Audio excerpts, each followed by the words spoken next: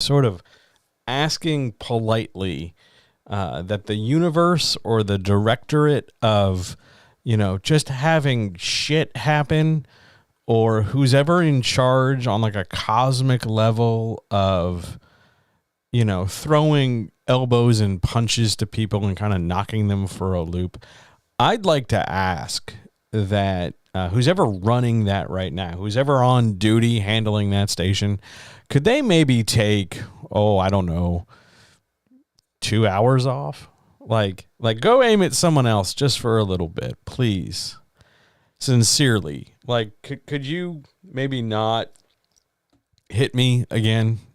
I've had a day, like a full-on day, for a number of different reasons. And I'm sure through no fault of my own, they will come up over the next however long we record, because that's just sort of been the kind of day I'm having. But it's a lot. And you want to know the thing that really sort of like started this, the thing that really tipped this off? It's silly. It's really dumb. Where like the day was already really rough as hell. And the thing that sort of pushed it off the last cliff. You ever watch one of those Instagrams where somebody's making some food? Doesn't really matter what it is. Maybe it's a burger. Maybe they're grilling something. Maybe they're cooking what's supposed to be a dinner.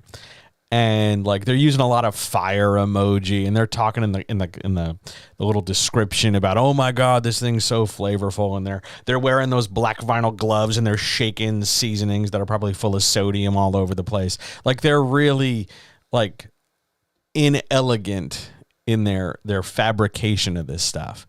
They have decent knife technique, they have decent ingredients, but they have like a $2,000 super grill. So of course, they have to show it off and sort of build clout around it. But they're making this thing, whatever it is, and you start cooking it and you're like, oh, that has this ingredient in it. Oh, it has that in it. Oh, you're mixing that together. Oh. And you're watching because at that point it's kind of like a car crash and you're only sort of committed for maybe a minute or two. But they make the thing, they plate it up, they put it on a cutting board, and they scrape a knife across it so it's cooked, or whatever stupid reason they do that. And then they cut into it, and it looks awful. Like, it looks like something that you would either throw out or clean up after your cat puked it up. Like, it looks nasty. That was really the moment where I knew my day was just kind of rough, because normally some of those things, like the people who make cookies and pastries and pizzas and stuff, they're pretty cool and chill. And there was 90-second videos of like, here's how we're going to make a such and such cookie. They're pretty mellow. But I watched this lady make like dog vomit cooked onions, and it absolutely like wrecked me, because I know how much that costs. And I know what it's like to make a thing and think, this is going to be fantastic. Then you eat it and it's hot shit.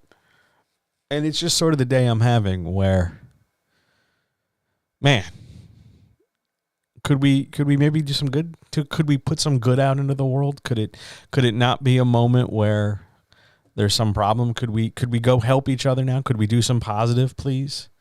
That's all I'm asking. Could we not have our Instagram videos be like vomitous, gross food stuff? Could we, do some things?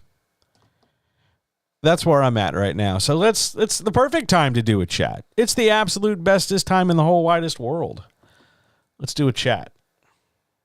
All right. Just remember what I've taught you.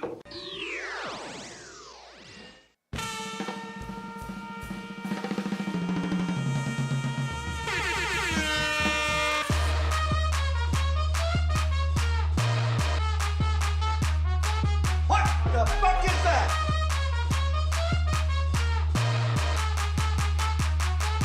Hey, yo.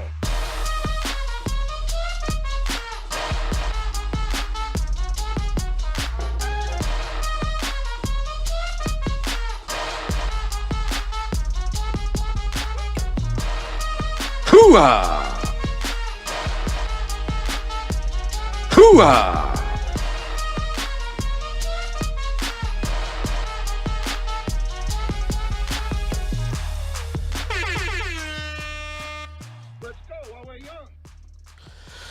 And here we are again. Hello, hello, hello. This is the Writers Chat for March the 22nd. Hi, I'm John. It's so nice to have you here. It's so nice to be not alone. It's so nice to be together where we can try and answer some questions and see what we can do to help you write better. I hope your day's been going good. I hope you weren't bombarded at all corners by all comers and a seemingly constant end of UFC cage death matches. I hope you're doing good. I genuinely hope the writing's doing well. I hope you've got things today you can be proud of. I hope you've got things you're looking forward to. I hope you are genuinely and sincerely good. I want to thank everybody who tuned in yesterday to the Once in a Blue Moon Tuesday stream where we talked about second drafts. That video, by the way, is over on the YouTube channel as well as out in audio form on the podcast. So if you haven't listened to it or you haven't checked it out, please do. I would really appreciate it.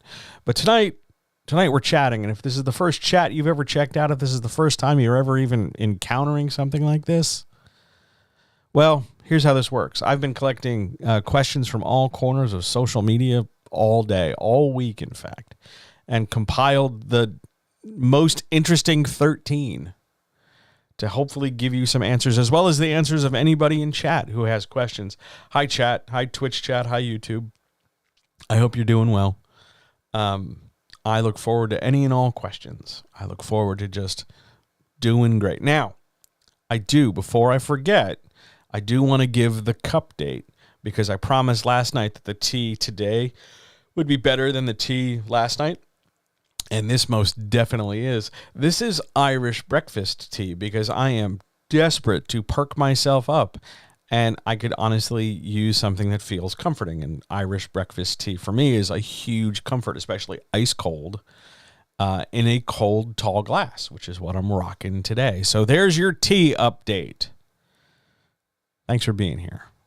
Ladies and gentlemen, guys, gals, non-binary pals, friends, writers, makers, doers, dreamers, planners, plotters, enthusiasts, hopefuls, aspirants, planners, dancers. I did dancers twice, didn't I? The scattered, the confused, the frustrated, the heartbroken, the lonely, the exhausted, the burnt out, the overwhelmed, the daunted, the unsure, the uncertain, anybody who's ever wondered if they're even close to going in the right direction, anybody who's ever struggled with anything that could possibly identify themselves or how they feel about themselves, or anybody who's ever had just a really long, hard day and they find themselves crying periodically, anybody who realizes that it's only Wednesday. Oh, God. And most importantly, the comrades. Hi. It's good to have you. This one's going to be a roller coaster. I'm telling you right now, this one's a roller coaster. And if that's not your cup of tea, I get it. It's cool. I'm going to try and throw some jokes in here. I'm going to try and throw some humor in here, mainly to buoy myself. But please don't be surprised if we get a little heavy with some of these questions, because that's just the mood I'm in. And I think it'll fit some of these answers. I'm looking forward to this. This is one of my favorite parts of the entire week, and I'm hoping this one's a good one. Let's get started. First question. Given the amount of world building inherent in the genre, is it even possible to write epic fantasy short stories? I like this question. I'm glad it came first. Originally, it was not on the list, and I'm glad it got bumped up. But let's dissect this a little bit. Epic in epic fantasy is not epic because of the world building. Epic in epic fantasy refers to the size of the manuscript. Epic is just a word to identify that you've crossed the about 100 to 110,000 word count in a fantasy novel. It's a fantasy novel that's just real long. Now, one of the reasons why it's real long is often that the writer of that fantasy big giant ass book has done a lot of world building. But epic fantasy is a size issue, not a style issue. You can do epic fantasy without, page upon page, chapter upon chapter, a wealth of world building. It's not a requirement. Epic just means you wrote a hell of a lot of words. Is it possible to write epic fantasy short stories? No, not according to that, because epic refers to crossing the 110,000 word mark, and a short story is not that. It's about half that, less than half that. But it is possible to write a fantasy short story. If you're wondering about how to like balance fantasy without a lot of world building, you'd want to focus on character, because character is going to give you more opportunity to say more things than if you were to just sit down and do, a complicated, super big plot. Because big plot by itself will give you a little bit of room for description. There's some in there. You can talk about, how the evil cardinal is planning to take over the throne. You're going to talk about the goons and the hench people and this, that, and the other. But it's never going to give you the same amount of narrative leverage, narrative latitude, wiggle room, creative space that following your character will, because your character, at least normally, isn't bound and limited to only do the plot. Whereas your antagonist, that evil cardinal looking to overthrow the throne, they're sort of hemmed in by the plot. They're not in the book to do anything other than accomplish the plot. Now, how that turns into a short story, well, that's just you organizing a shorter path between A to B to reach the plot climax and resolve it. But the epic is a manuscript size word. Don't let it throw you in terms of like big scope, lots of continents, lots of people, a lot of history, because that's not what it means. But it's a good question, though. It's a really good question. I'm going to go to the next. Question number 2. Do I always want to go for maximum emotional impact in my romance relationship between characters? Now, this came up in a session I had with somebody. We were working on their kind of sort of romance novel, kind of sort of fiction, kind of sort of just personal exploration story kind of a thing. And it came up that we were talking about how to develop a relationship between two characters. And I use this analogy, and I'm going to give it to you guys here too. Sometimes when we're crafting and shaping the nature of a relationship, we want to think about French fries, not just because they're delicious, but because French fries are usually made better by the application of salt.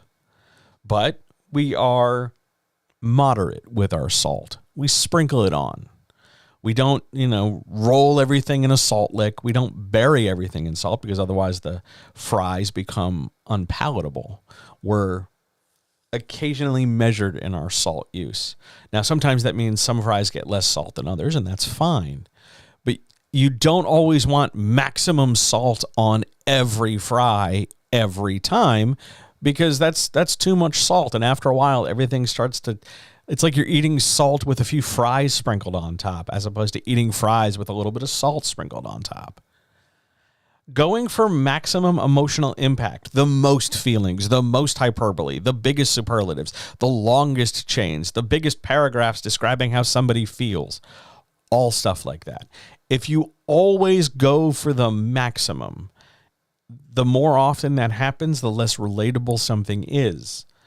Because human beings, by and large, outside of like teenage love, they're not always swinging with maximum emotional impact. Sometimes it's little gestures and small things. And yeah, there's big stuff in there too, but by and large, it's a mix. You don't always want to, mash everything down and go like hyper 100%, because you're going to lose a lot of the development when everything is always intense, especially if it's only the one character who's, putting that out there and the other characters in more of a receiving position. If all I'm ever doing is hitting you with this fire hose of emotion, no matter who you are, you're going to end up overwhelmed. And as a reader, you're going to get lost in this because, oh my God, that relationship is so intense. And a little goes a long way at that point. So no, you don't always want to maximize your, full 100,000% full speed ahead, warp factor, super 10, your emotional impact, because it's not about always going, to the max that gives your element an emotional impact. Sometimes it's those small moments of just somebody reaching out and holding a hand, or a simple declaration, or a look, or a single move or a single word that's going to have 1,000 times more impact based on how you've developed it contextually than, somebody doing this big, giant, mega romantic gesture like, I've filled a Zeppelin with roses and I'm just going to, dump them over your office until you come outside, or some ridiculous rom-com thing like that. You want to vary the amount of emotional impact, vary the amount of emotional effort, vary the amount of emotional motility, movement between things, so that your relationship has, instead of one flat line where everything is peaking and everything is maxed out the entire time, you want to vary that. So you get some high moments, some low moments, some middle of the road moments, some things that peak, some things that drop, so that the reader is motivated to keep going, to keep seeing how it is. Because once you establish that pattern of, I only go full throttle, no brakes, after a while, the reader gets exhausted. They start detaching from the story. They start moving on to other things. They eventually put the book down. And that's not a situation you want to get into if you're trying to build readership and get your stuff read. So no, do not always go for emotional impact. Learn sort of your own method and style. Every romance writer, every writer of a romance is going to develop their own sort of sense and language in terms of how they communicate romance, love, attraction, platonic interest, amory of some kind or whatever. You're going to find your own way to do that. And sometimes you're not going to have to go maximum like 1,000,000% because somebody's simplest gesture is their maximum. Sometimes you say plenty just by looking, and being able to evaluate that and being able to understand that, because you're willing to be a little introspective when it comes to your own human engagements, makes a huge difference when you're crafting romance characters. So don't always go for the maximum. Go for what is functionally appropriate relative to the moment you're writing it. If it doesn't make sense for our two characters who just met a few scenes ago, who have just started to sort of fumble around the idea of maybe kind of sort of we like each other, it doesn't make sense to immediately go from that to these huge professions of love, because there's no in-story reason for it to be credible or believable. It's going to feel forced. It's better to develop whatever kind of relationship you're writing more organically, so that it's an additive effect. We start here with the meeting, the meet cute, and then we interact a little bit, and then builds our romantic attraction. Then we meet again, and we build a little bit more, and then we meet again, and we build a little bit more until we reach some sort of moment where we cement our relationship, whether that's physical intimacy, or we say something to each other, or we experience something together, and then it plateaus for a minute, then it continues building up, then it plateaus again, and it continues building up, and it plateaus again until we're done. If you want a really great breakdown of that specifically, if you go over to the YouTube channel, you can go check out the romance stream I did, where I walked right through exactly how to do that in a lot more detail than I just did for question number 2. But that's where we're at. You don't want to go maximum all the time. You want to learn about that restraint and sort of controlling the accelerator. You don't always want to mash the pedal to the floor. Learn to, get your foot off of it and coast a little bit. Learn to, press it a little, lean in a little bit, but also be able to pull back. And that comes through writing multiple drafts. That comes through getting critique and feedback. That's not something I would expect somebody to have an innate handle on right away.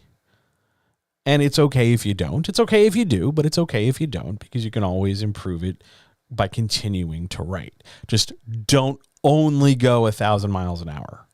That's all I ask, because otherwise the relationship is never going to feel developed. On we go to the next question. Question number 3. Why shouldn't every writer blog or have a newsletter? Here's where we're going to get a little spicy, cathartic, emotional, ranty. Ready? Here we go. Not every writer needs to do that or has to have that, because not every writer has the chops to do it. If you are somebody who is fundamentally struggling just to work through finishing your first draft, if you are somebody who is really, really struggling to understand the rudiments of story and you're just having a hard time getting your own shit done, adding more writing to your writing to-do list is not going to incentivize you or encourage you to do any kind of additional improved work. It's just going to add more shit to your plate. Not everybody's going to be cut out for blogging and newsletter production. I understand that it's a very popular trend. I understand that it's the new hot thing, the way blogs used to be the old new hot thing, and now newsletters. And then soon it's going to be TikToks, and soon it's going to be, different forms of social media and combined efforts in social media. That's where we're sort of heading now.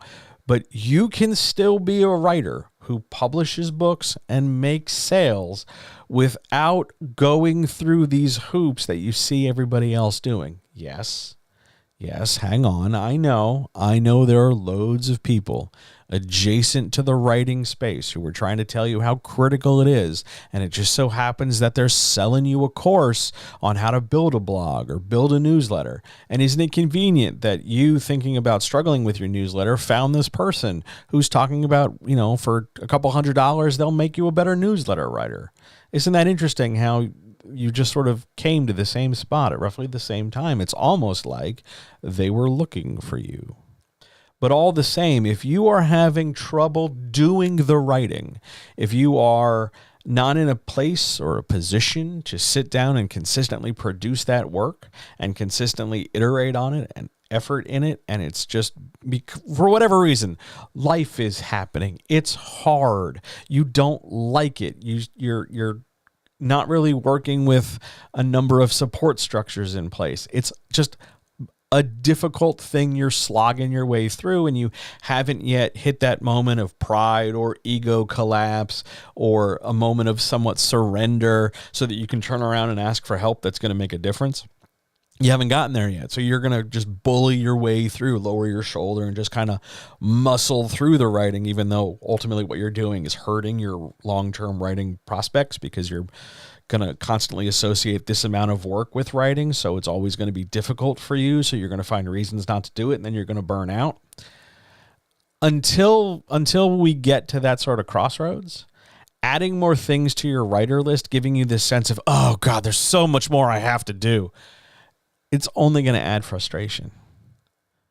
Now, when we combine that possible frustration with the idea that if you're having trouble writing some fiction, you're going to have a hell of a hard time coming up with ways to talk about that fiction you're struggling to write, because what are you going to put in a newsletter? Oh my God, it's day 622 of me having a real hard time writing chapter 5.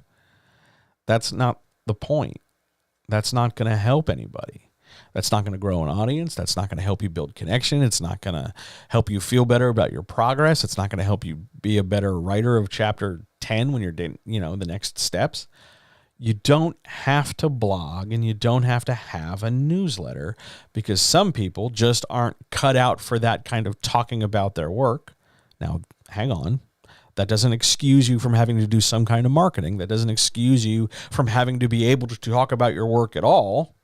It just means that these avenues, blog and newsletter, are not suited for you. But you have to have some kind of avenue where you're going to get the word out in a way that isn't just like the 5 friends you talk to on Facebook.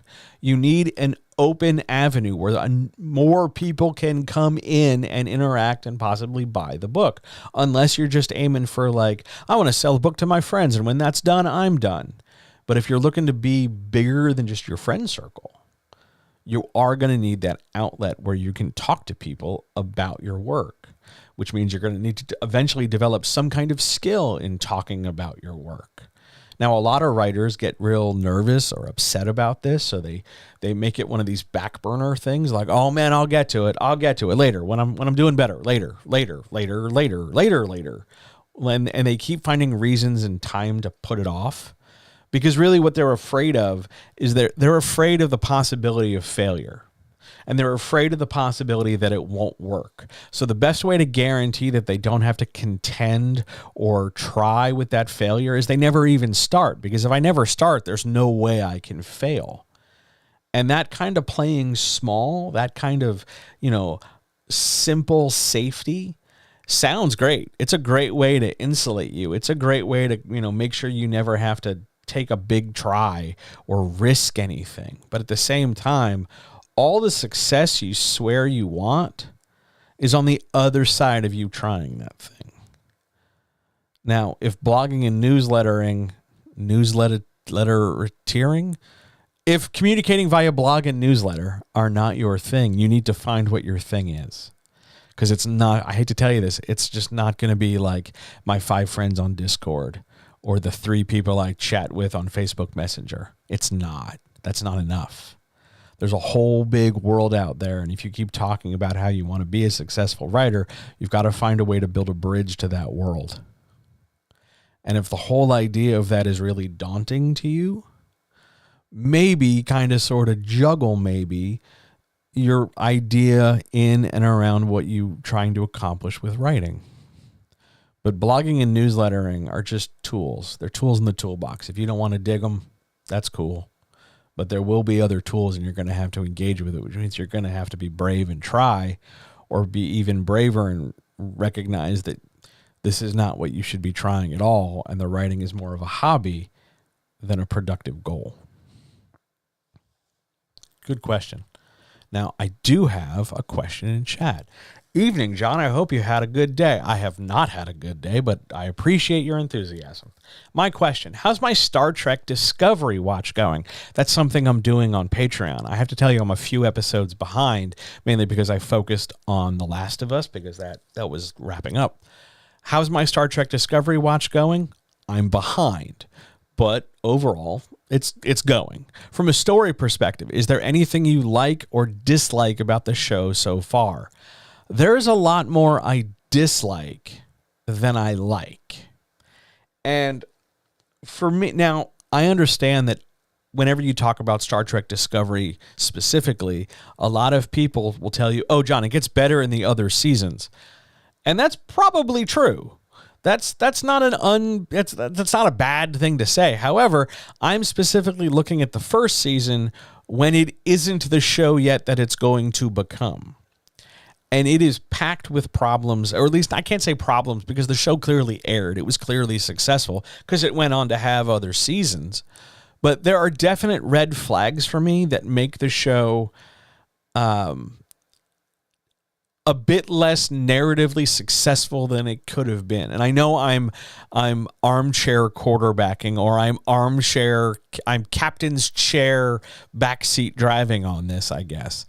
But my fundamental problem, especially with the first half of the first season, is that the show is going out of its way as frequently as possible to constantly tell me that the main character is special. And there's nothing wrong with having a very special main character, but I don't need to be reminded of that character's specialness at every opportunity. I'm not dumb. I understand that if you've told me for the first 2 episodes, the extended pilot, that the character is special, and then we move on and the show progresses based on that character being special, you don't have to keep telling me the character is special. The only reason we're in the circumstances from episode 3 onward is because the character is special, and I don't expect that to change. So the over-reliance on, and how did I put this on Patreon? The very special, ultra magical, super-duper good main character. If you have to beat me over the head with how great and cool the main character is, it's sort of like being at a party and telling everybody you're cool. You're not actually cool. So my main problem with it is the main character is getting shoved down my throat. Rather than, and repeating one element. Oh my God, this character, Michael Burnham, is so special. Michael Burnham is great. Michael Burnham could do this and should do that, but really this one bad thing happened. Michael Burnham, Michael Burnham, Michael Burnham. Repeating the same element is not the same as developing a character. Because if I just tell you, like, I really like, tea, and I just keep telling you that I like tea the entire time you and I communicate, you're not getting a sense that I like anything else. You're not seeing any of the other dimensions to me. We're not talking about root beer. We're not talking about grape soda or orange soda or candy or bottled water or fruit or small meals or pizzas or big meals or art or music or anything. We're just focused on this one element. And in part, that's my fault as the example of the material, the media in this case. So I'm the show in this example. It's my fault for constantly only giving you this one element. but it's also a little bit the receiver's fault for not being more open to a show that's willing to do better than a one-dimensional character. Star Trek Discovery, for me, in principle, the idea should be discovery. It's in the title. And what they should be discovering isn't just, a bold new way to trek some stars. It should be character discovery. It should be the main character learning about themselves. It should be everybody learning something. The science guy learns some science stuff with his boyfriend from Rent.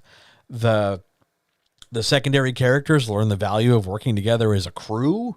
And the main character could learn the very valuable lessons of like, hey, I'm not a giant piece of shit because of the events of the pilot. I'm actually really competent, but I'm intending to go my own way. There should be discovery in a show called Discovery. Past that, is there anything I like? Yes. I'm surprised to say there is. The secondary cast, the supporting characters, the captain, the head of security, even the best friend character, all of them are great. Even the token alien is great. I wish they had more development just collectively as characters so that they weren't all a different one-dimensional character type. Oh, he's strong but silent. He's a renegade. He's, the alien. She's really funny. I wish they had some more depth to them, but they're enjoyable because of how close to the trope they are. But when you take that and you partner it with this main character that I'm just getting clubbed in the face with, the show becomes a bit of a slog. And one of the reasons why I pulled back on watching it somewhat, and I'm going to end up having to sit down and do like 3 episodes at once, probably over the weekend. One of the reasons I pulled back was because it's monotonous. It's just, even though the adventures of the week are different and distinct, which is good, and it's what you should aim for, it always ends up getting resolved by the same sort of 3 elements. Our main character is super and special, or the problem really wasn't much of a problem, or, science. And it's pick one of those 3 or take any 2 of those 3 and you'll figure out how to wrap up a first season episode. And that's fine. Like, it's not the end of the world that your science fiction show goes that way. But the longer we go into repeating this formula and telling me all the things I already know, the farther away we're getting from Star Trek's Star Trekness. It doesn't feel very Star Trek.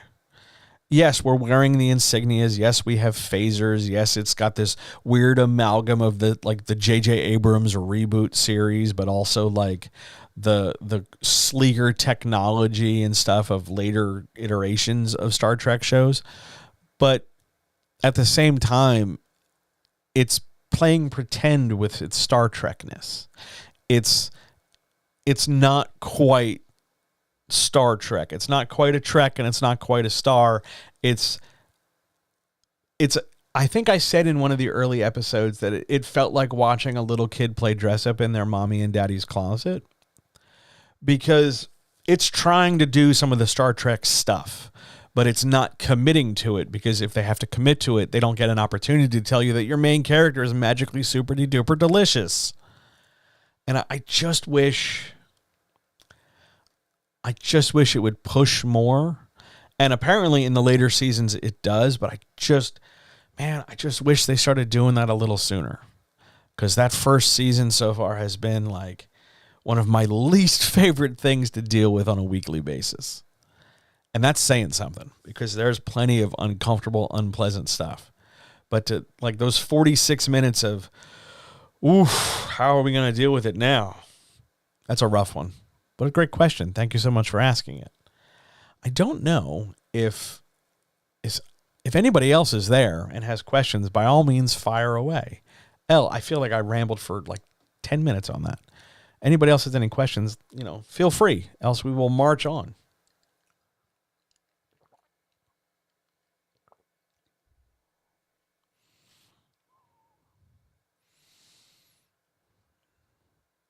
All right.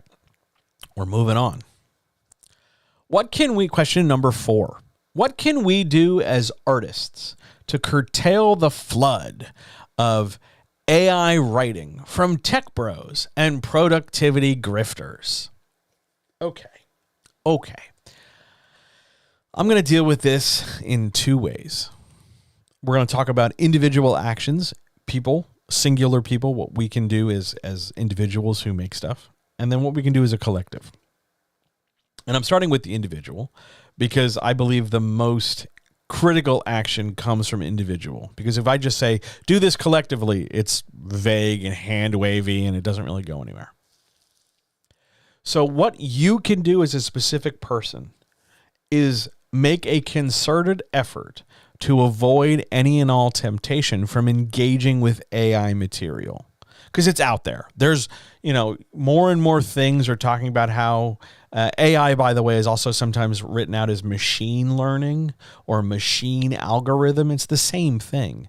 So you can make an effort to not use it. And the siren call of it and the way people talk about it in terms of like, it can help you do X, Y, and Z. No. It's not really helping you do those things. It's doing those things for you by exploiting somebody else. Oh, I like using AI art because it helps me get my thinking going. It helps me, fire up my imagination. No, it doesn't. It appropriates other people's already existing art and then hodgepodges it together with no sense of credit for the people who actually did the hard work, and then it displays it to you, and because it's new to you, you feel inspired. When instead, since it's your imagination, you could be responsible for firing it up by thinking about things just with your own brain. So what you can do, the greatest thing you can do to kind of curtail the flood is to not contribute to it. If the house is burning down, please don't throw more gasoline in the living room. Get away from the fire. So step number 1 you can do as an individual is get away from the AI. I don't care about the wonderful claims of Bard or ChatGPT. What are they on 4 now? Like, I don't care. I don't care if they promise me an AI who will finally love and understand me as a human. They can come along with a machine that will absolutely address every single one of my issues. Delightful. Promise me millions of more things. Because ultimately, at the end of the day, it doesn't help me write my book. Because my story is mine, my art is mine to create. Individually, beyond that, you can make a concerted, outspoken effort to make it clear that you make your own shit and no AI is involved in its production. Now, that might seem a little performative. And in some cases, some people have taken it that way. However, it's at least important to know that you are willing to not compromise on this point. Now, have I looked at ChatGPT? Have I tried it? I tried it once, and it over-fucking-whelmed me. Because all of a sudden, here's this thing that was not the computer from Star Trek.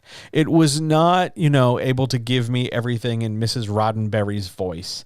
It was telling me just kind of the same 15 pieces of information in the sort of the same structure. And I was very clearly speaking to a canned thing.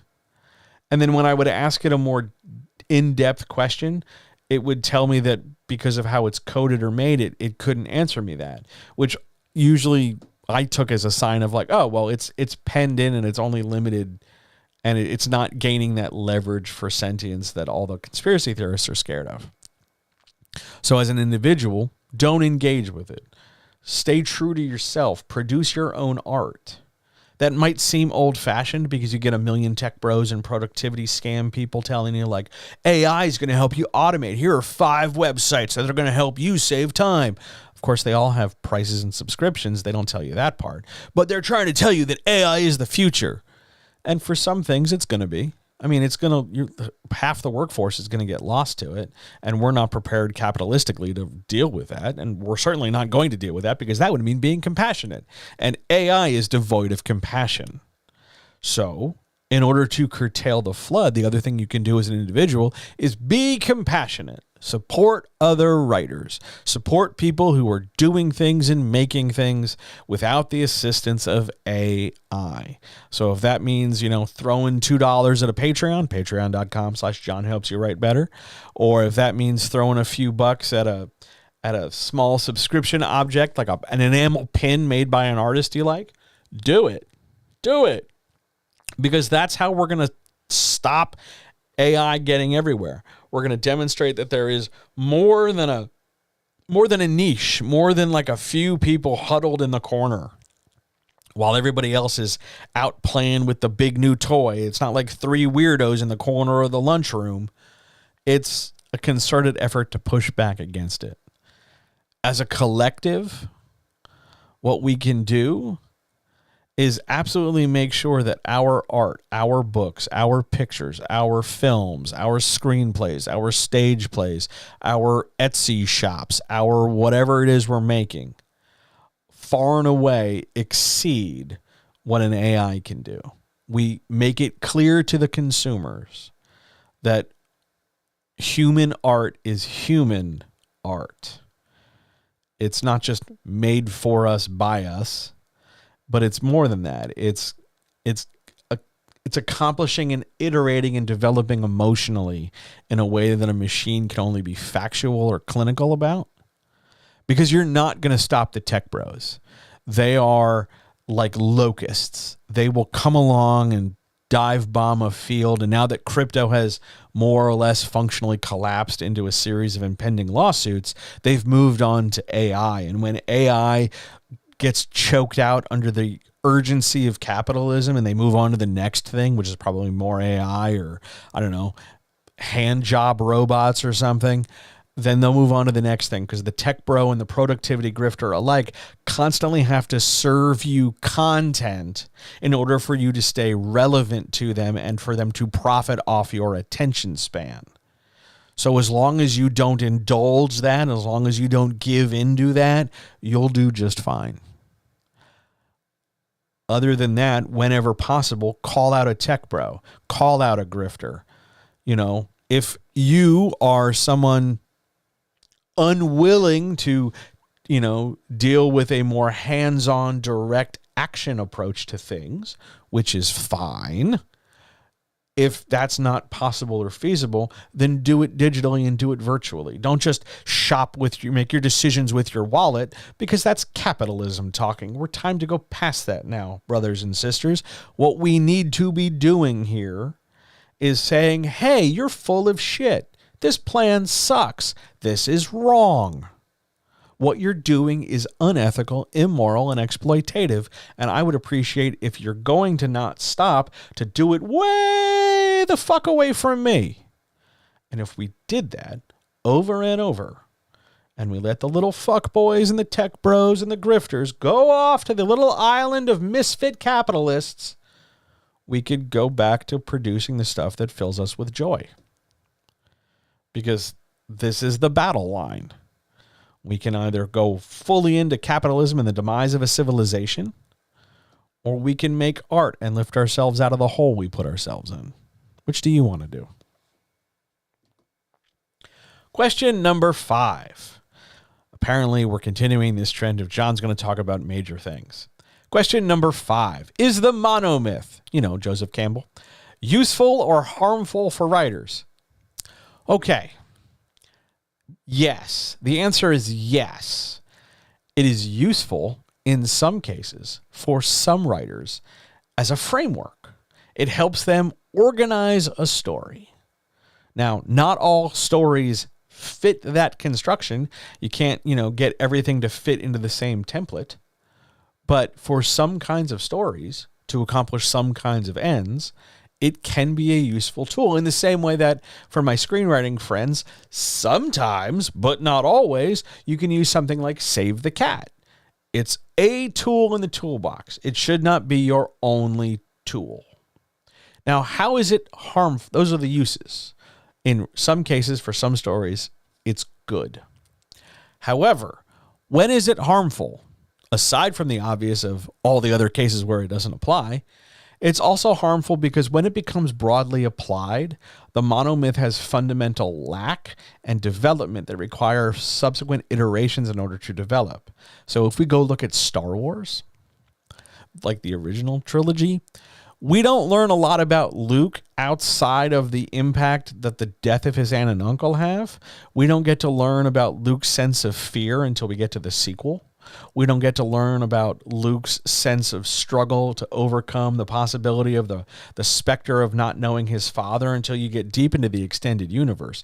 The monomyth is great for imparting some structure. It is not necessarily the best thing to give you more depth. It can be a starting point. It can be something we take a look at, but ultimately we don't need to go every single step in the monomyth, just like we don't need to go every single step in the story circle, or every single step in the story grid, or every single step of the snowflake pattern, or every single step of the beat sheet. You can tell a story in lots of different ways without slavishly and blindly adhering to a template, because some stories go in directions to certain degrees that adherence to the monomyth, adherence to the idea of rejecting the call and entering the cave and finding the mentor and losing the mentor and going over here and overcoming the obstacle is boring as shit. It's just plain dull after a while because some stories don't have a mentor and they're plenty impactful. And some stories don't reject the call because rejecting the call is counterintuitive to the trajectory of the character arc. But the monomyth and Campbell, Nazi, really make it sound like it's the best thing to do because it's created much like Jordan Peterson's adherence to Jungian archetypes. Of course you can make everything look like that. If you have one particular view, every Rorschach plot looks like a butterfly or two walruses humping. If you go in with a preconceived notion, you will find what you're looking for. And when you do that, you're no longer producing art. You are stamping widgets out of the widget factory. Yes, Campbell was a Nazi. Moving beyond that, you don't want to stamp widgets. You want to create art. The monomyth is not a tool for generating new art. The monomyth is a tool for homogenizing art. Do we want to homogenize or do we want to develop? Monomyth is useful in some cases when a little, homogeneous sameness. I can never figure out how to pronounce that word. When the sameness is good, I can spell it. I just can't say it. When you're looking to have things follow in line and set up certain things, totally, absolutely, it's delightful. However, if you're looking to do a new thing, if you're looking to push in a new direction, if you're looking to push past this, if you're looking to grow a story and really push yourself, the monomyth is something you need to yeet into the sun, because it doesn't always apply to every story. Would you like 2 examples of stories that are not monomythic templated? 2 stories where the monomyth doesn't work? The first season of Atlanta. And how about we do let's find a really good one. Oh, I know, John Wick. Because I just saw a trailer for that. The monomyth is not necessarily the best structure to use. It's just a structure. Are certain genre authors more prone to think the monomyth is useful? Yes. People writing in fantasy and science fiction spaces get the monomyth thrown at them as though it is the panacea, the solution to all their problems and the great cure-all for every ill they have, because generally some of the more successful movies followed some degree of the monomyth template. Everybody wants to write a big giant space opera with wizards and laser swords because Star Wars did real well. Everybody wants to tell a pretty typical King Arthur pull the sword out of the stone, have a prophecy, and do something I'm a fated magic boy story because King Arthur and other stories like it did real well. Monomyth is great for a certain kind of story. It is not the be-all, end-all. And making those minor flips like, haha, my protagonist is female, or my protagonist is, does not identify on the gender spectrum, is not enough of an iteration to step away from the monomyth. You've basically just changed the color shirt someone is wearing. You have not gotten away from the monomyth. But sci-fi and fantasy is overripe with people using the monomyth as the only true template. And anytime you get into a one true Scotsman debate, you are bound to be disappointed. But yeah, it's you know where you don't see the monomyth? You don't see the monomyth in romance. And romance seems to be a fairly successful genre. Gee, I wonder why that is. If the monomyth is so great, why don't we have a monomyth for romance? I wonder. Could it be perhaps because some stories are not well suited to the singular progression of one character in a semi-cycle? I don't know. But yeah, I don't like the monomyth. Not real crazy about Save the Cat either. Again, it forces everything into like very boxy construction and sameness after a while. Things feel stale. They don't feel iteration. Does romance have its own version of the monomyth? I guess, but I'm not aware that it has a singular label. There's no Joseph, to the best of my knowledge, there is no Joseph Campbell for romance. There's not some old white dude who got together and was like, look, ladies, I'll tell you how to write them romance kissing books, and then sit down and dictate an overly rigid formula grounded in like snotty English education in order to accomplish its ends.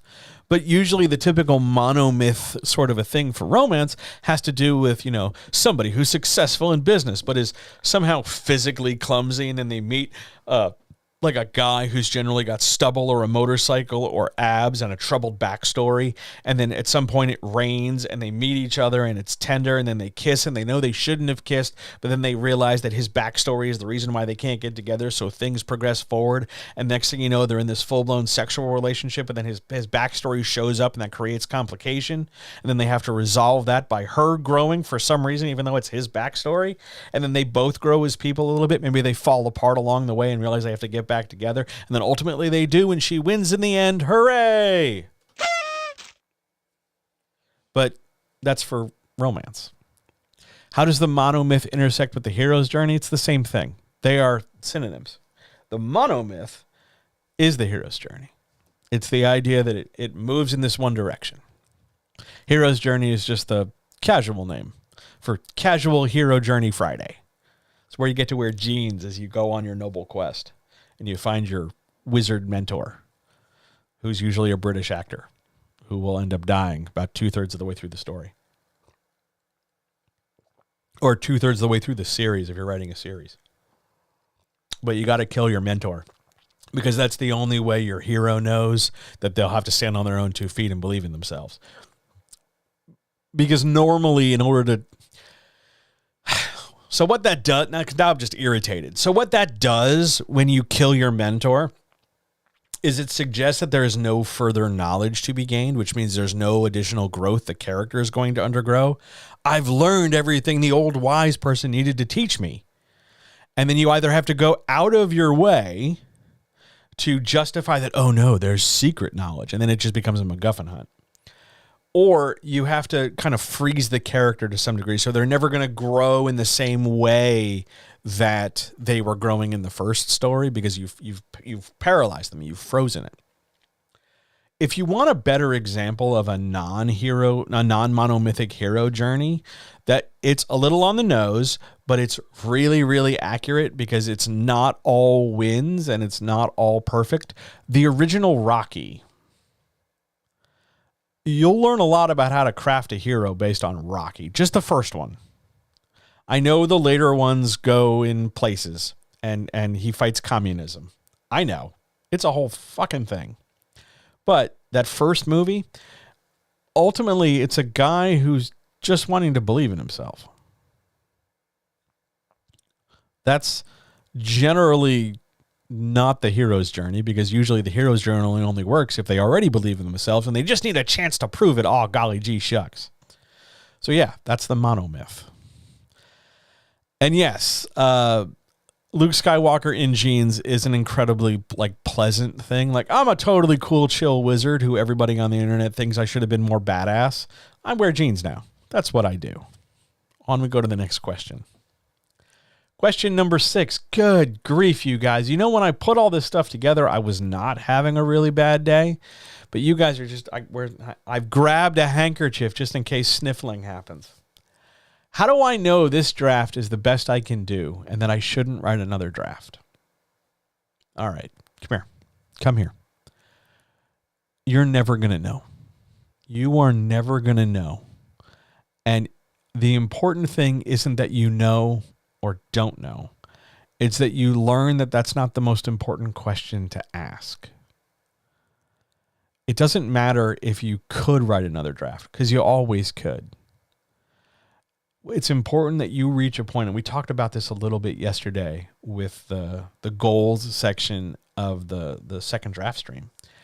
The important thing for you to realize and recognize is that while you totally absolutely could keep writing other future drafts until the cold death of the universe, you've got to reach a point where you are comfortable with what you've written.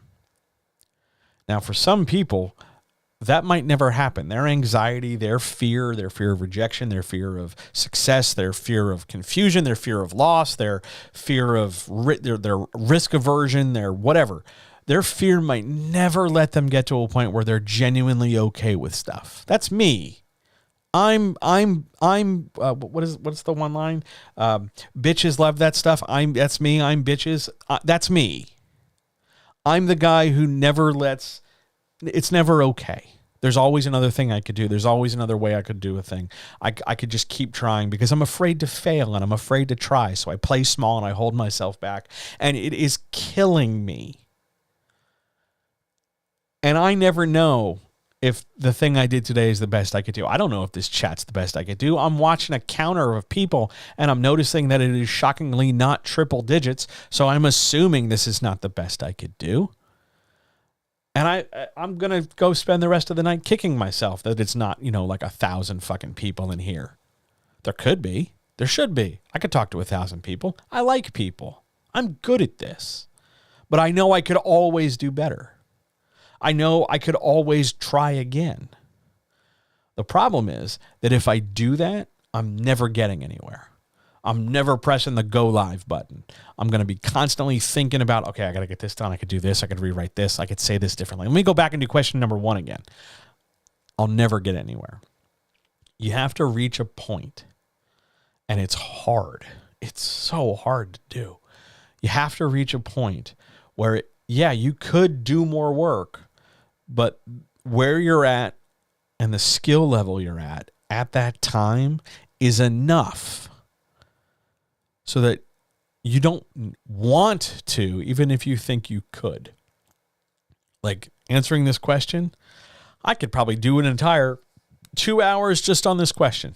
I know I could, because I've done 15 minutes on it in several different chats. We could stitch it all together, get 2 hours. If I sat down and didn't have any other questions, at one point this was just going to be like a 7-question chat. It's not. There's 13 questions. But I could go for a while on this, because having that fear and having that sense of I don't want to lose and I don't want to be hurt and I don't want to struggle anymore is corrosive. It's pervasive. It's everywhere. It's the worst kind of sewage sludge to wade around in, because it just clings to you and you never feel free of it. I don't know if the draft you're writing, person who asked me this question, who I know is listening, I don't know if the draft you're currently writing or the draft you just wrote is the best you can do. I know it's better than the draft you did the last time we talked about your draft.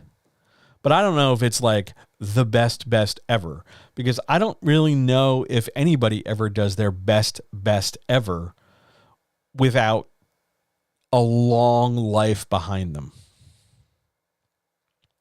But if this draft is the best you can do right now, relative to where your experience is, relative to where you are in your development as a writer, relative to where you are in terms of your mood, in terms of your anxiety, in terms of your fear, in terms of your courage, in terms of your strength, in terms of everything else, if it's the best you can do right now, and going back and changing it all, or changing part of it, or changing so little of it, or changing something would just be an exercise in renaming Tim into Kevin, or making a blonde lady a redhead or something. It would be cosmetic rather than, definitive.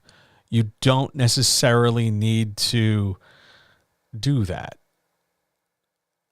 Yes, you do have to learn what good enough is. The problem is that for so many of us with really heavy anxiety and rejection sensitive dysphoria, the idea of enough is always a label we're willing to cede to other people. I want you to tell me what enough is, and then I'll try and get there so that I don't have to be wrong by possibly choosing the wrong definition for myself.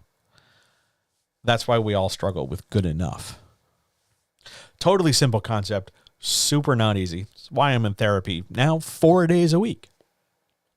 It's a lot. It should probably be 5, frankly. But it is what it is. So I can't tell you, even from a professional standpoint, I can't tell you that you shouldn't write another draft. Maybe you should. But if it's not going to get you the same kind of growth that moving forward would, don't do it. But I think for a lot of people who ask this question, I think for a lot of people who wonder if what they're writing so far is good enough when they're not done the draft, because this question is totally different if we're talking about a finished thing versus like I'm only 10, 20 pages in. If you're still in the middle of writing, keep going. Keep writing. You don't necessarily have to stop and then revisit your first 5 pages 3 times before you go write page 6. That's a great, really an exercise in just never finishing. But if yours not done yet, work up to the point where you finish it. If, however, you're done and you're looking backwards and you're immediately being critical so that on some level other people won't have a chance to be critical because you're already doing the work for them, you're already telling yourself and pointing out all your failings so that when other people you assume do it, it won't sting or hurt so much. That's a wrestling match you have to have with yourself. Is it helpful to ask how that draft will be different than this one if better is not a good answer? It can be, because that will at least tell you that your possible answers are superficial. Oh, I'm going to change this person's name. I'm going to make this guy an extra 2 inches taller. The changes you would make from draft to draft are minor. Unless you wholesale go like way far out. I'm going to add another twin or something. And it comes out of left field and it feels really out of place. That's where you know that the changes you would make and the reason you'd think they need to be made aren't necessarily grounded in producing better product. Because if you're just throwing shit in there because, I could add this, I could do that, you're not making decisions. And writing is the act of making decisions. You're getting away from that by constantly just tossing more stuff in. There comes a point where you stop adding stuff and you start refining the stuff you have. When you learn to, at what point you determine the stop point is, when enough is enough and then you move on, that's for everybody to individually say and everybody to individually do. Which sucks, because if you're like me, you're somebody who's constantly worrying about, oh God, I got a text message, maybe there's a problem, or oh God, this is happening, maybe this is wrong. Oh no, I haven't heard anything or done anything. I haven't gotten an email back. I haven't gotten an invoice. I haven't done this and I haven't done that. You're looking for that constant raw nerve. So like a canker sore in your mouth, you can poke it with your tongue because it's there. It's a hard thing to grapple with. It's a real hard thing to grapple with. But everybody's got to grapple with it on their own terms. Are there any questions from anybody here about anything? We were nice enough to start off by talking about Star Trek Discovery. Any questions? Like, am I bummed that I'm not going to cover Cocaine Bear for Patreon? Yes. I am legit bummed. I might do it anyway just for the upper tiers. But I was kind of bummed. Because I like doing goofy movies sometimes. But are there any questions from anybody here? You missed the cup date. The tea tonight is Irish breakfast tea. Ice cold in a real frosty pint glass. Because that is one of my comfort teas. Now, granted, it is like hella caffeinated, and it is currently 8 p.m. Eastern time, so I'm going to vibrate my way vibrate my way into another universe, but it will at least manage my anxiety to some degree.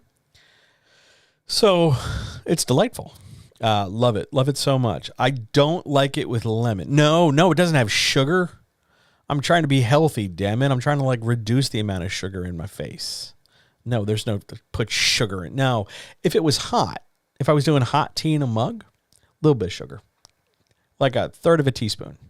Like, but if we're doing cold, nah, just pour that shit in a glass. I know exactly why you asked, you southerner. When working through a long project and things start to lose steam, is it worth it to switch to a shorter project as Asimov or Pratchett would? Well, okay, I'm going to say a thing and you're going to probably think I'm being a smartass, but there's value in me saying this. Are you Isaac Asimov or Terry Pratchett? If you are Terry Pratchett, dude, I'm confused. And also Isaac Asimov, he's dead too. So, yeah. If you are those people, then doing what they did will work. However, if you are losing steam in a long project and that steam isn't, so let's divide that steam up, right? If you're doing a long thing and you're just tired from doing it consistently and you need a break, take a break. Take a day off. I know that's apparently like, I should get a gasp button. Because it's not quite like a, and I need a gasp. I really need a gasp in here. But the idea being, if you're running out of steam because you're just tired, take a day off. I know that'll mess up your schedule, maybe. I know that it might affect the deadline. It might mean you have to do more work on another day. But if the issue is I'm losing steam because I'm just tired, rest. It's okay. You need to take care of yourself because you're not going to be able to finish this thing if you destroy yourself in the process. If you're losing steam on a long project because you're unsure of what to do next and you're feeling overwhelmed because there's so many things to do, that's an organizational problem. That's a sit down and figure out what my next steps are problem. And you've got to make the steps smaller rather than say, okay, I got to write 50,000 words and finish out Act 2. That's huge and ridiculous. And I would not expect anybody to have a healthy, non-frustration response to that. But if you turn it around and go, okay, I have to write the scene where this character says this thing to this other character and stop there, make smaller steps. You've started to reposition and recontrol that effort because you've taken some of the overwhelm out of it. If you're losing steam because the idea is too big and you haven't thought it through yet and you've been writing somewhat by the seat of your pants and you got to turn around and make some concrete. I don't know what happens on the next chapter. Well, sit down and figure out what happens on the next chapter. But that doesn't mean sit down and figure it out as you write it. It means take a day, take a couple hours, take a weekend, take a whatever, away from the act of typing and sit down and make those decisions. Some people sometimes decide what they want to do is jump from one thing to another thing because they don't want to, I'm going to make air quotes, lose the momentum of writing. And what that means and what that's talking about is the idea that I've built this habit that I have to do something. I have to write. The specific thing I am writing is somewhat immaterial to this. It doesn't matter if I'm writing my short story or my romance novel or my fantasy story or whatever. I just have to write. That's not necessarily bad or wrong. However, and this is a sizable cautionary thing I'm going to bring up, be careful that you don't let your shorter project, whatever it might be, become more attention-seeking and more of a time sink and more of a black hole than the main project you're intending to and supposed to be working on. Don't let your alternate, depose, boot out the primary project. A lot of people do. They feel reinvigorated all of a sudden because it's new. Oh my God, this is going great. I started writing and it just kept going. And all of a sudden I've got this new surge of adrenaline and this new surge of creativity. That's because you're no longer holding yourself to the expectations and the stress and the pressure you had with the previous project. But eventually we're going to have to go back to that project. Now, maybe this second replacement project is just what you need. It keeps you writing, it keeps you moving, and the skills you gain in doing it, you can immediately apply to your first one. I don't know. The only way we're going to find that out is by you writing them. It's hard to know. Is it worth it? For some people it is. Sometimes it is. Try it and then let me know. That's the best answer I can give you. However, if you are Isaac Asimov or Terry Pratchett, dude, I thought you were dead. And if not, were you hanging out with Tupac? Because I don't think he's dead either. But that's probably a different chat with a different question. I hope that answers your question, by the way. On we go. Question 7. What did The Last of Us do right? This is specifically the television show. What did The Last of Us, the television show, do right when it comes to writing dystopias? So I talked about this when we talked about Star Trek Discovery, what feels like 3 years ago. I've been covering The Last of Us for Patreon. And everything was great until we get to the finale. And I think the finale didn't do what I was expecting, and it didn't do what I wanted it to do. It was good for what it was, but compared to some of the other things we've looked at and some of the other things we've talked about, I expected, based on other episodes of the show, I expected it to do more and do better and do something, and it didn't. And that kind of sucked. But overall, those 9 episodes did a lot right when it comes to crafting a dystopia, because the fundamental rule, made very clear by the television show The Last of Us, is that the worst part of the zombie apocalypse are the people. The zombies are not really a fixture in this thing. You'd go whole episodes without them. Or maybe you'd see like one remotely over there in the distance, but they weren't the predominant threat. The predominant threat was almost always somebody who was trying to maintain power in whatever situation they were in, be it power in terms of leadership or power in terms of a cult or a gang or an armed unit of people or whatever. The worst part of this was people. And I think that's the real strength of the television show. Because there were also times where the best thing about the dystopia were the people. And understanding that a dystopia with a gimmick, because zombies in a zombie apocalypse are a gimmick, because we can swap zombies out for vampires or ghosts or large scary birds or something, or dinosaurs. It's just an item, fill in the blank. It's a gimmick. If you're able to make the central points of your story without relying on the gimmick, you are crafting a much deeper exploration of character than if we were just wondering about, oh my God, how many zombies are there going to be in this episode? To build a dystopia like that, to build a story element like that, you have to understand and get your head around the idea of the true worst case of everything. And how does it affect the characters on their most individual core levels? The reason why it hurts so much is because we come to know the characters as people-ish. Not everybody and not all the time. But because we address them fundamentally as people with backstories and efforts and wants and dreams. And for the most part, they can act it out really well, for the most part. Then you really get a sense of understand what really matters and what we can really manipulate in terms of threat or danger or risk. Beyond that, it's just a gimmick. And one of the faults in crafting a story like that is when you suddenly throw the zombies back in the mix, they feel really incidental. Like, oh, zombie, right. Oh, right, it's a zombie apocalypse, sure. But it had been a long time since we saw zombies because we were too busy staring at those guys.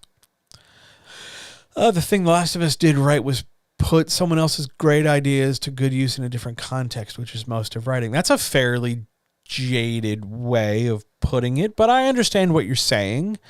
Yes, it was somebody else's idea, and it was recontextualized into a new medium, sure. I don't think that's enough, though. I think it's more a matter of... Because the show did other things. The show did things the game didn't.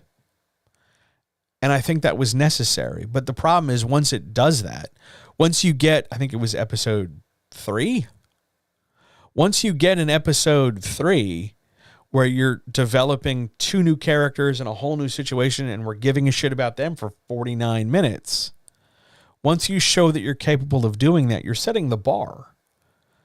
And if you never go back and try to clear that bar again or match it or do that same level to something else, everything starts to fall apart because it really feels like you peaked and then we still had 2/3 of the season to go. That was my issue with The Last of Us. But in terms of a dystopia, it found the formula and it found the functional core parts were not the gimmick, but the way people reacted and responded. And then it built your story around that. That's what The Last of Us did right. Question 8. Why haven't anthologies gotten more popular? Production reasons. Typically, the people who make the most anthologies don't pay very well. And their topics and their constraints are not very firm. So you get a lot of mediocre writing that seems to be kind of sort of disjointed, and it's generally not well crafted, and it's just sort of slapped together. Now, is that true of every anthology? No. But there's a whole wealth of anthologies put out by very small presses and very small writing groups and very small writing communities that perpetuate more of the bad writer habits than the good ones. And when you combine elements of poor pay in different production, weak elements and weak setup, you end up with a meh level text. And if that's what you want to have represent you, yeah, we put out an anthology, but it's just okay. If that's what you're going for, great, cool, awesome. Love it. I hope it does well for you. But the reason why anthologies haven't become more big and dynamic things isn't because, oh, well, they just need a big name to anchor them. It's because their overall level of organization has fallen off. The pay is abysmal. The constraints and the boundaries aren't rigid. The editing and proofing and formatting aren't strict enough. There's not enough rejection. There's not enough, take another swing at it. And it leads to weaker product overall. That's why anthologies never took off. Marketing-wise, they can be great because you can immediately get all the different authors to represent and bring in their own individual audiences for a cumulative effort. Marketing-wise, it's fantastic, especially depending on the topic. But when you keep that as your focus, bring in more people, pay attention, as opposed to we're putting out a good quality product, of course it's not going to catch on. On we go to the next. Question number 9. Name 3 tabletop RPGs that aren't D&D that writers should try to help them get better at writing characters and plot. I'd be very happy to. Here you go. First one, Pasión de los Pasiones by Brandon Leon Gambetta, made by Magpie Games. You want to get better at writing characters and plot? That's one of the first games you should go for. It's a game of soap operas. You'll love it. 2, Mission Accomplished by Jeff Stormer. It is a game entirely predicated on being able to tell a continuous story from structured prompts. It's really going to help you figure out how to organize an arc and organize a progression all the way through. Third thing, I got to throw a bone to my more crunchy players, right? Third thing, how about we do... let's do something really unexpected. How about Mouse Guard? Mouse Guard is exactly what it sounds like. You are a mouse, and your job is to defend and be vigilant and be a little hero, but you're a mouse. Why is that? Because it takes some of the trappings of the major typical fantasy stuff, and it truncates them and makes them more positive and creates more of a niche. And it gets you away from thinking just in the big paint-by-number stock stuff. Because if you want to get better at writing characters and plot, don't only look at the big names in the field. Don't only look at the big major players. Go look at the smaller iterations. Go look at the small niche stuff. Instead of just, if you're wanting to get better at music, don't only go to classical or current popular rock. Go look at jazz. Go look at the blues. Go look at modern classical. Go look at soundtracks. People who were taking some ideas and applying them in new ways, in ways that you maybe are not expecting. Try those RPGs out.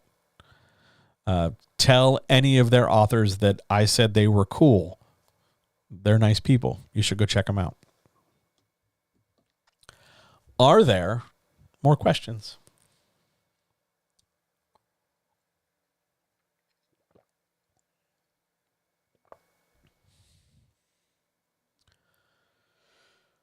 Ooh, hell of a day. Hell of a day. Shall we keep going? We're doing great.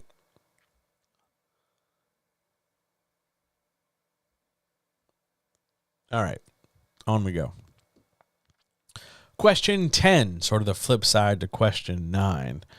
What can I do as a game player to make sure my tabletop RPGs are helping my writing? Hang on. There's a question in the chat. Is there any chance of a Mandalorian or a Netflix Daredevil breakdown in the future?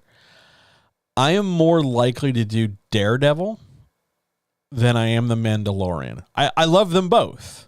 I super love them both. However, I think Daredevil has more meat on the bone. And I like it better than The Mandalorian, and I have more to say about it. So yeah, I would do Daredevil. I would do now. Actually, one of the things I had started thinking about doing, because I need something to replace The Last of Us, and I'm going to finish Star Trek Discovery, but I need more like streaming stuff to cover for Patreon. I was thinking about doing the Netflix Marvel shows, including Iron Fist. I have things to say. Not even from like hey, this is the comic book. Hey, this is just in terms of like, this is a character. This is how you develop it. This is what this means. It's on my list. Mandalorian, not so much, because the Mandalorian is like verging away from how I would break it down and help somebody. Like, it's good, but I can give you more tools out of the Marvel stuff. Other question. Have I had any further thoughts on doing D&D for Patreon or streams? I have. I was all set to like throw some stuff together like a couple weeks ago when all the shit hit all my fans and everything fell apart. I'm still going to do it. I'm still looking to do it. I'm still looking to put together some kind of game component. I'm still looking to talk about gaming specifically. I'm still looking to do something in that space. Not so much game creation, because I'm still trying to get my game out the door. But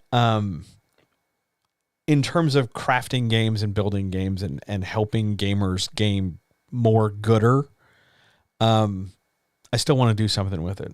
Maybe not D&D, but something. Delta Green maybe, or Night's Black Agents. I'm still really thinking Night's Black Agents. That's one of my favorites. But something. I want to do something because I want to play again. I miss playing. I miss playing a lot. I really do. I don't know if anybody would play with me. I need like 3 or 4 more people. But I still want to do something with it. Even if everybody thinks it's ridiculous, I still want to do it. Question 10, though. What can I do as a game player to make sure my tabletop RPGs are helping my writing?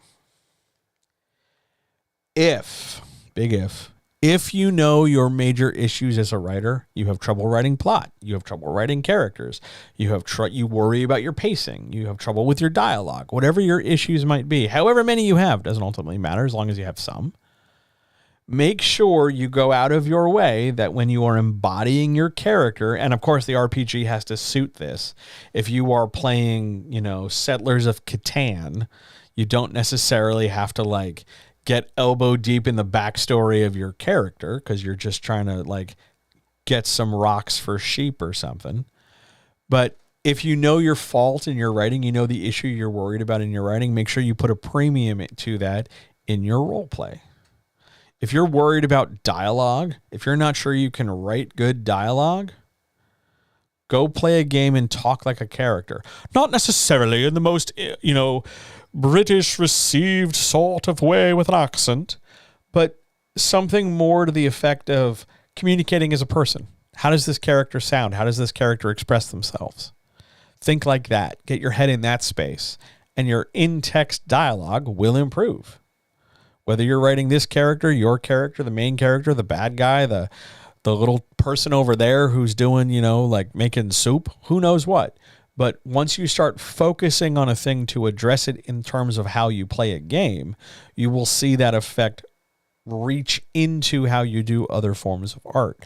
If you are worried about how you describe action and you're not quite sure you're writing a very engaging action scene, go play an RPG that puts a premium not on moving minis and performing stunts, but in an RPG like Dungeon World or Apocalypse World or Noir World or Dogs in the Vineyard or something, where you're forced to paint a mental picture of how action happens. That's the sort of stuff that makes a difference. But use the playing of the game to not only enjoy playing the game, because games are fucking rad, but use the playing of a game as a specific chance to improve specific areas in your writing. Now, maybe you have a couple. Maybe you worry about plot and characters and action and dialogue. Cycle through them over the course of play. You don't only have to do one and then switch to another one, but, make sure you okay, this is a chance for me to talk. I'm going to go for it. This is the chance for me to talk about what I'm doing action-wise. I'm going to go for it. And take that brave risk. It'll make a difference. That alone, before anything else, before it just comes down to psych yourself up and do it. Yeah, roar. Just giving it a try and trying to put a premium or a spotlight to it, and then using your time and space to allow someone else to also take the spotlight so that you're not monopolizing everything. Learn to share, everybody. But once you get into that sort of collaborative, everybody's on the same page trying to tell a story and nobody is the main character, but we're all in this together. Once everybody gets on that sort of vibe, your writing is improved by how you play games, because the games will teach you things about how characters and story and things happen that you can translate into your text. What a wonderful question. I was expecting something far less deep than I got. I'm so glad I answered it. On we go to 11. Originally, this was question number 1, by the way. What are simple and complex motivations for characters? These are motivation types. Motivation types are ways we classify and organize the reasons why a character does stuff. Simple motivations used to be called local motivations or immediate motivations. They're the reasons happening in and around right now for the character.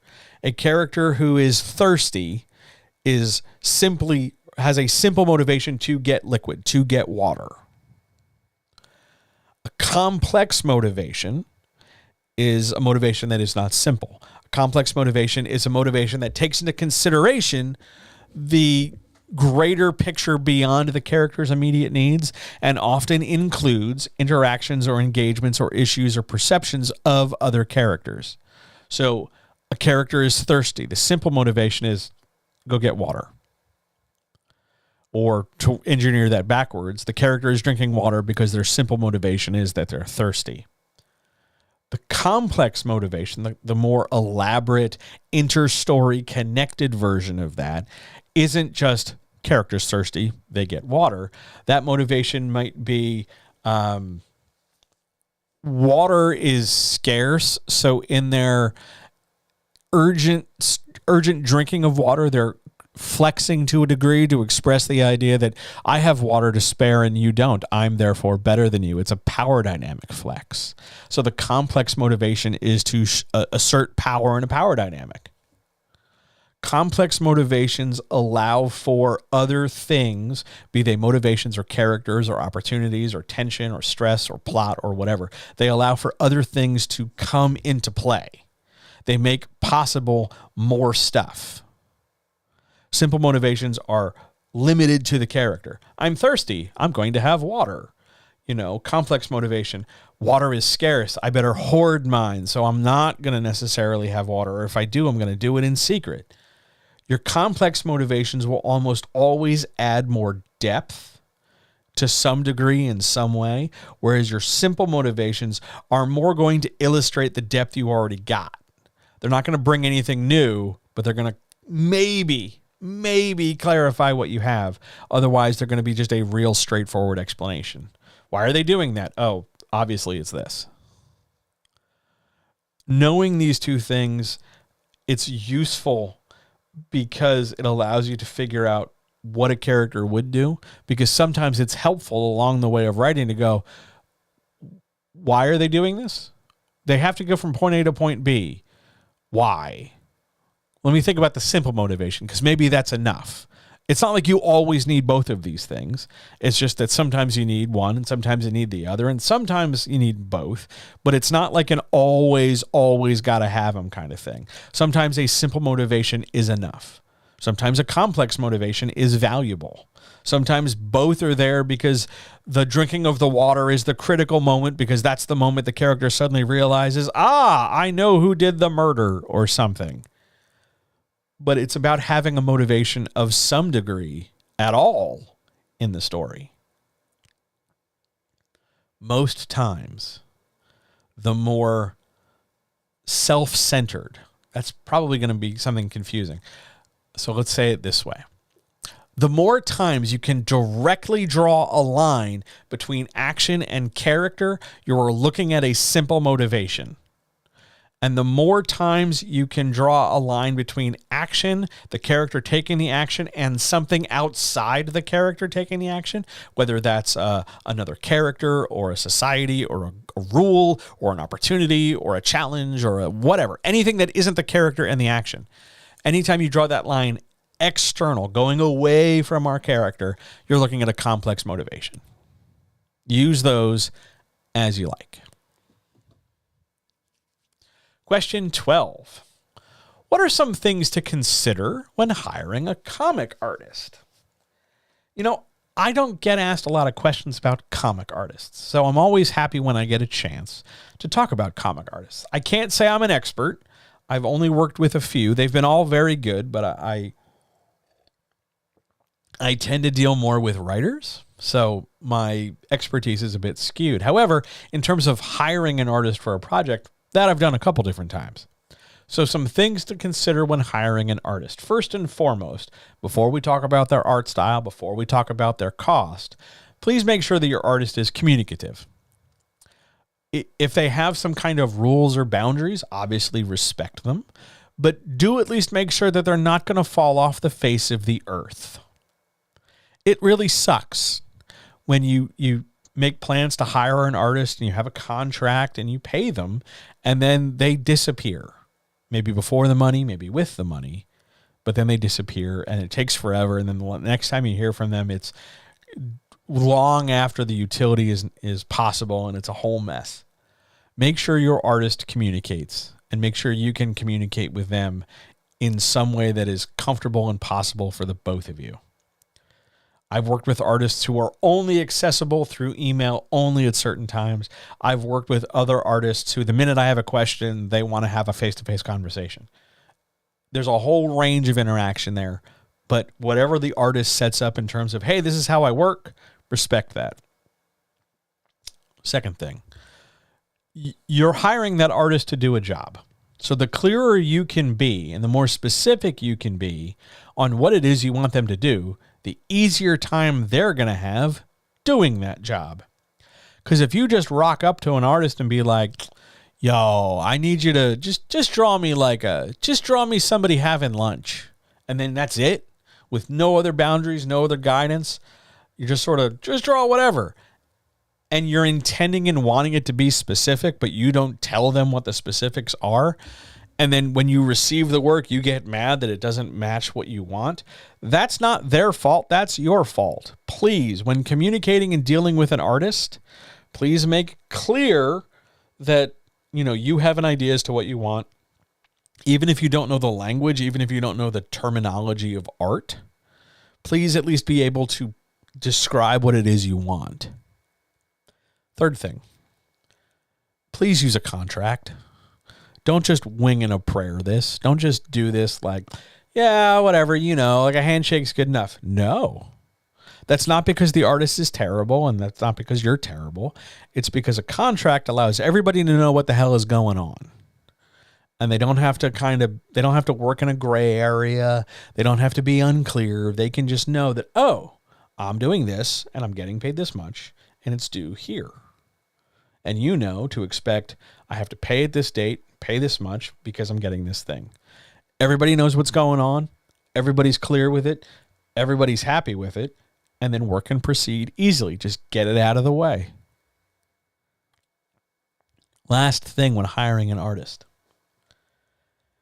It's okay for you to make changes. Now, I don't mean like you pay them for their work and say thanks, then all of a sudden you go into MS Paint and change something. I mean, if they draw a thing and you like most of it, but you have a change to make, it's okay to say, hey, I love this. This one thing I need fixed. This one thing needs an alteration. Rather than knock them down a peg, oh, everything is great, but this is totally full of shit. Be supportive, be communicative, be positive in your interaction. Artists, just like writers, just like everybody else, do better when they're treated like people. So if you have an issue with what they've done, be it, hey, could we make this table a little shorter? Or, hey, could we have like a smaller dog in the foreground? Or whatever it is, say so. Most artists, most of the time, have flexibility and leeway in terms of the number of like dry run efforts before the finished product. Take advantage of that. Take your time. Don't pressure them. This isn't like, do it in 10 minutes or else.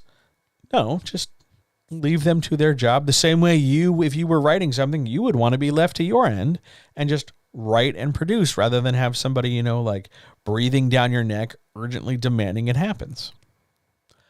That's the best stuff to consider when hiring an artist. Now, all of that won't matter if you can't find an artist with an art style that aligns with what you're trying to do. Don't just go for the first artist you find. Just like we were talking, just like we've talked in the past about like getting an editor, getting a coach, even finding a pimp to help you get representation in traditional publishing spaces. Shop the hell around. Don't just, get overwhelmed and feel like if I don't pick the first one, I'm never going to make a decision. Take your time, sort it out, weigh your options. I hope that's enough to get you started. Because beyond that, it's just a matter of having a conversation. It's just a matter of communicating effectively what you want and enabling them to deliver what you want in whatever way they produce whatever they make. Just a conversation. Last question of the night.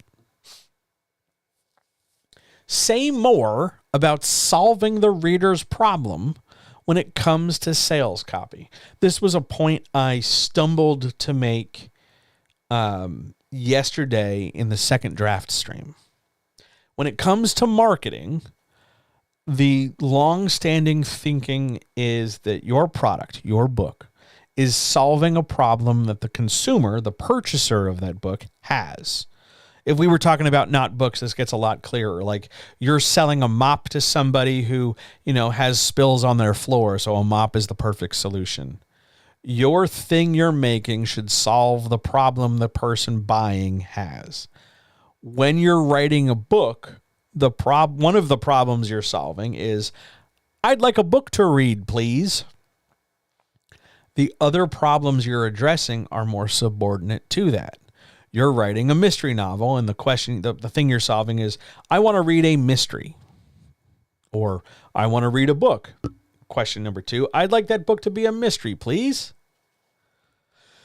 When it comes to solving a problem, there is an inherent level of confidence you are taking on because you are standing up and saying that this thing you've made is able to do a request. It's able to meet a request or resolve a situation. And that confidence for a lot of writers, especially those who are unaccustomed to having that level of certainty in their quality or lacking a support structure to cheer them on, a lot of writers struggle to believe that their book is good enough to solve anybody's problem. And it's that fundamental misunderstanding that keeps them from really like making big jumps forward commercially and transactionally. Your book, it isn't about your book being perfect. It isn't even really about your book being good enough. It's about you believing in what you have done to such a degree that when somebody comes along who is looking for a book that more or less meets the description you have of your work, you're willing and brave enough to stand up and say, hey, look, you've got, you're looking for fill in the blank. I have a thing that exactly fills in your blank. Some of that's courage. Some of that's just straight, hey, give this a try. Some of that's salesmanship. Some of that is a willingness to make your idea sound like a good idea. And that requires, on some level, a little bit of manipulation because it's a little bit of, interesting somebody in something else. It's persuasive. And that can require some confidence. But there's also a level of honesty sort of baked in there. You don't want to roll up and be honest like, I have no self-esteem. I'm a black hole of belief in myself. I'm a shitty person. You probably could find other work, better work written by other people.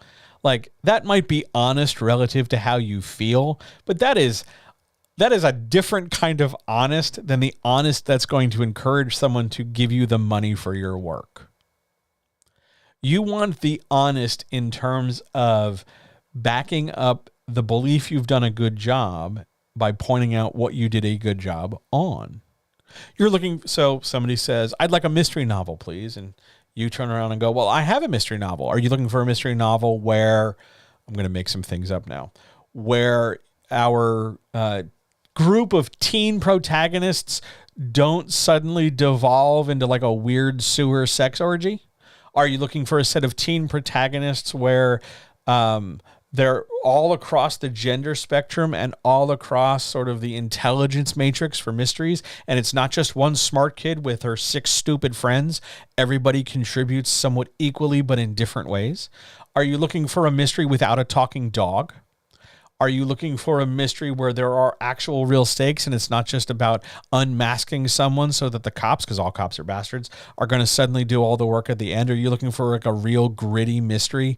Are you looking for a reinterpretation of a beloved children's story, but something more accurate so that the stoner doesn't talk to the dog the entire time? You want to be able to find ways to talk about what yes, I totally just sold you Scooby-Doo. You want to find ways to talk about what it is you've made that highlight the hard work you put into the thing you made.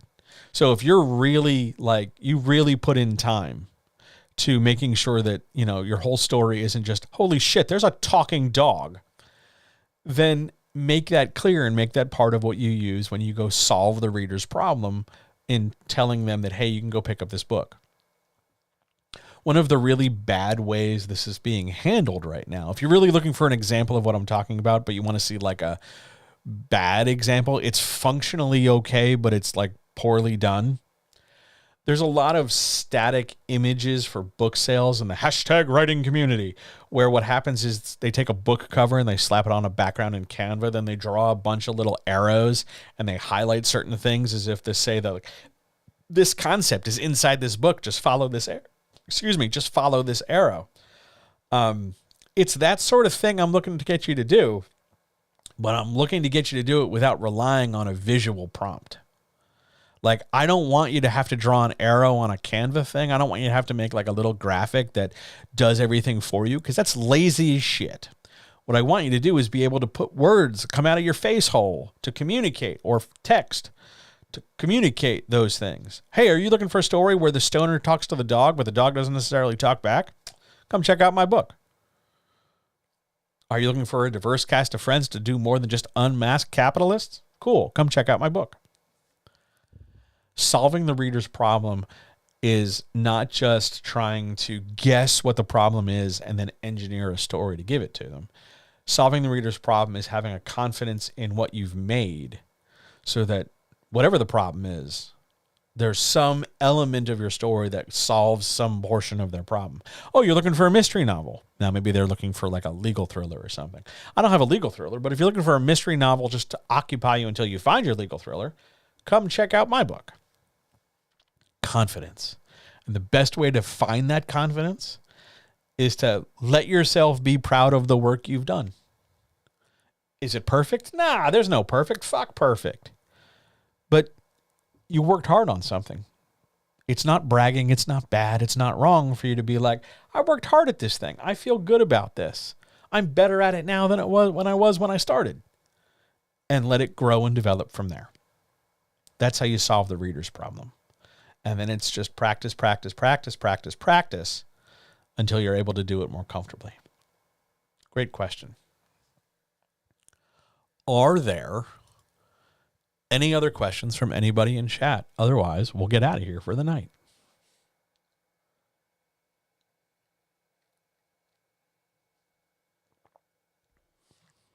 Oh, man.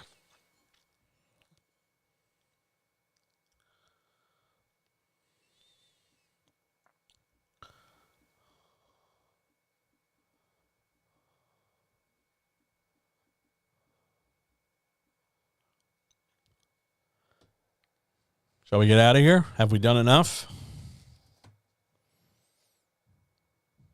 Let's go. Let's get out of here.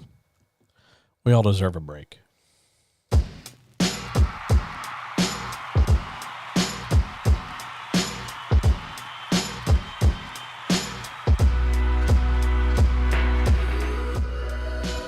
Thanks, everybody, for being here. This one was tough. I appreciate every bit of kindness you've shown me. I appreciate your questions. Thanks for poking me with a stick. Thanks for texting me, by the way, while I was doing this. I appreciate the encouragement. Thank you. We'll get back on track next week. It can't, as the Crow taught us, it can't rain all the time.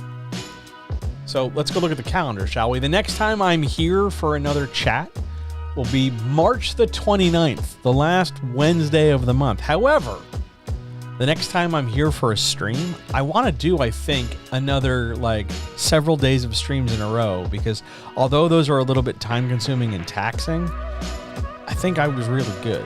I think they really worked out well. So how about we meet right back up here on Monday night, the 27th. So that's this coming Monday at 7 p.m. Eastern for more. What topic, you ask? I have no idea. I don't know. Let's figure that out, and I will let you know, over the weekend. If you want to find out faster than everybody else, go over to johnhelpsyourwritebetter.com and sign up for the newsletter, because they'll know before anybody else does. Thank you so much for being here. I needed this. I really needed to get this out and just do something. Thanks. Appreciate it. If you liked this, if you want to see more stuff like this, jump over to patreon.com/johnhelpsyouwritebetter. $2 a month, man. Helps me feed the cats, helps me keep the lights on, helps me feed myself, and means the world to me, your support. I'm grateful for it, every single one of you. I'm grateful for every comment and every thumbs up and every like and subscribe. And by the way, if you're watching this on YouTube, please don't forget to like and subscribe if you haven't already, and click the bell for notifications, because eventually one day I'll have 150 subscribers and maybe something will happen. I think I'm at 147 right now. Let's see if we can get to 150 sometime before I'm 90. Thanks so much for being here. It really means the world to me. I'm going to talk to you guys next week. I love you. All power to all people. Do your best. Talk soon. See ya.